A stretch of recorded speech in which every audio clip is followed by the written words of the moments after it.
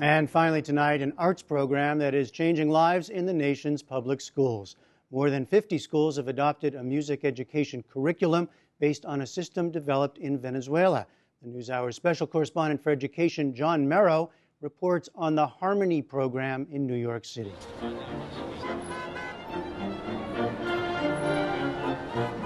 Here in New York City, it's not hard to find an elegant black tie fundraiser where guests pay $1,000 or more to enjoy a live orchestra, sip champagne, and hobnob with celebrities like Placido Domingo. Affairs like this happen almost every night.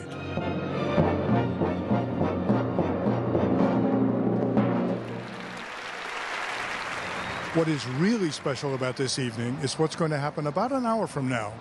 4th and 5th graders from 2 low-income public schools in New York City will be performing, conducted by the great Placido Domingo.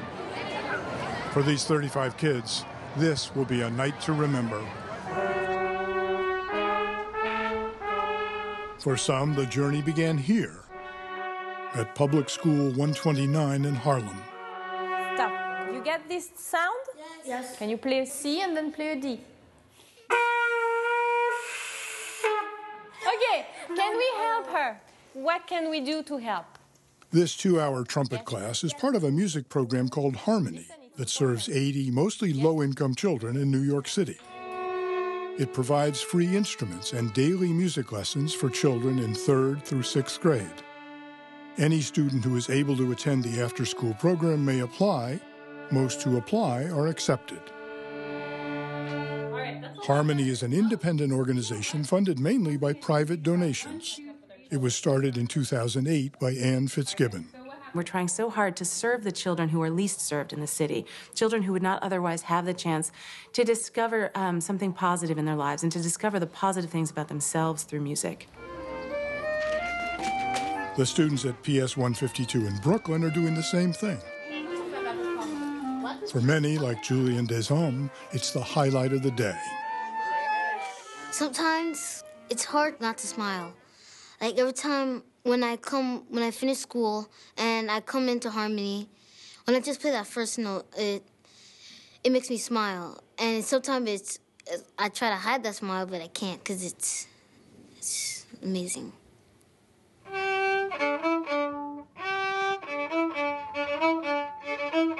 It's a big commitment, a 2-hour music class every day, plus practice on nights and weekends. At least 500 hours of practice during the school year alone. The 300 hours of group instruction that Julian is getting for free would ordinarily cost thousands of dollars. I don't think I would have been able to afford this. He's getting free violin lesson for 3 years, and he's playing excellent. Every child should have this opportunity.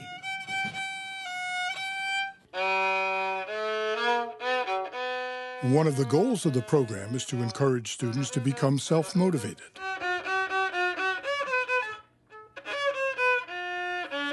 She practices on her own. She'd come home, she'd play, she'd come home and tell me, we learned this note, we know how to write music now, Mommy, we can do this, we can do that, and it's amazing. I still need help with this part. These notes are kind of hard. These are on the G scale. I can't imagine my life without music, especially on my violin. Me and my violin's like best friends.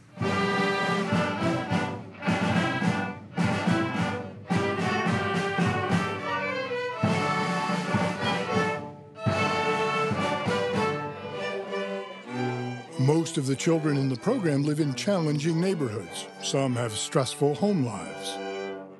Harmony provides a safe and supportive environment to develop their talents.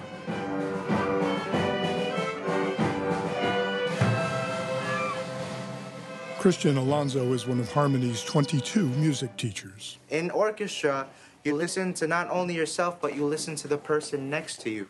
So you're sharing your sound. You need to realize that you're playing with other people, you're making music as a whole, and you're not just playing for yourself, okay? 1, 2, 3. Julie DeBoard, a professional musician, has been with Harmony for 2 years. We use music as a tool to teach them how to listen to each other. They have the sense they belong to something. And I believe that at any age, it's very important. And it makes you feel good to go through life when you feel you belong to something. Let's go, Jordan. You can do it. Let's go, let's go. Jordan Clark Platt, one of Julie's students, has struggled academically. Big crescendo. I think the playing of the instrument has given her more self-confidence in terms of reading. Well, if I can read musical notes and symbols, words shouldn't be that bad. Give them their color. Judith Sturgis is Jordan's reading teacher. She is blossoming, and I think that music program is part of it. The story to find it? Good girl. Work it. All right, number 3.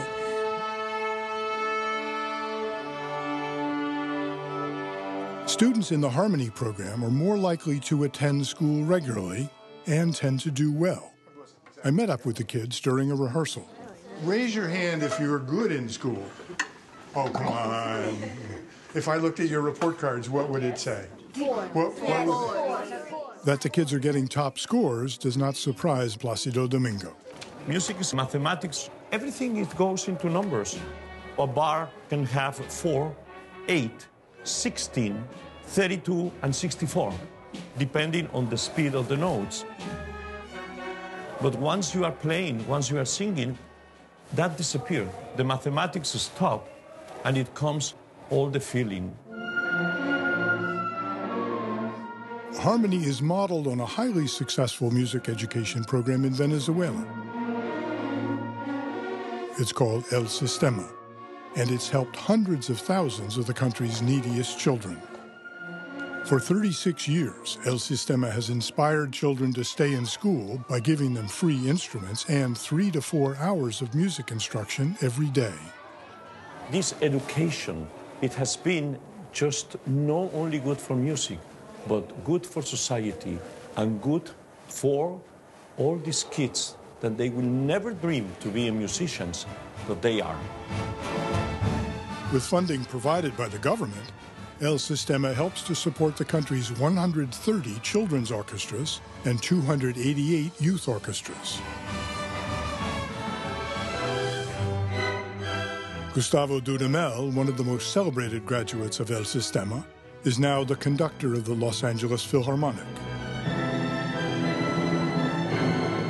The program has produced scores of accomplished musicians, but that's not the primary goal. In Venezuela, they will refer to their program not as a music program, not as a cultural program, but as a social program. Because first and foremost, that program is about developing the child. It's first about the child, it's second about the music. Fitzgibbon would like to reach more children with Harmony, but across the country, funding for music and arts programs is tight. Everyone is so focused on the tasks, the reading, the math, that I think somewhere along the line we think, well, you know what, they don't really need art. They don't really need music. What I want people to understand is that music is so much more profound than just standing on the stage and blowing air through a horn. It's about learning to commit yourself to something and learning that if you invest your time and your efforts in something, it's worthwhile, that something really positive will come out on the other end. Hi, everybody. How's everybody? Okay. Tonight, the Harmony students are learning just how far music can take them as they meet their conductor, Placido Domingo. I'm so proud and happy to be with you today. And what is one of the most beautiful things that we have in common, of course, is music. And how lucky you are.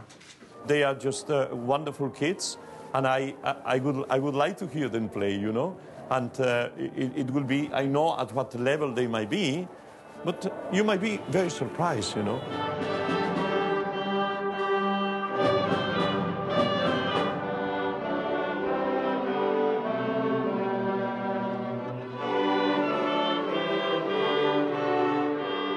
I think they have a beautiful life in front of them with music.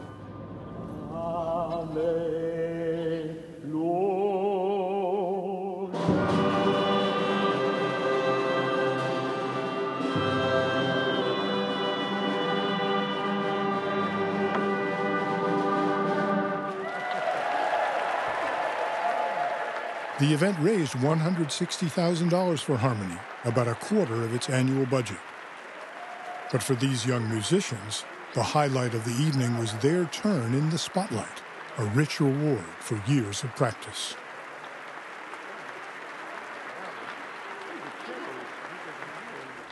The Venezuelan program El Sistema has come under scrutiny recently because of increased governmental control. We have more on our website on the debate when politics intersects art. You can also find links there to several related Learning Matters stories, including a podcast of John's interview with Placido Domingo.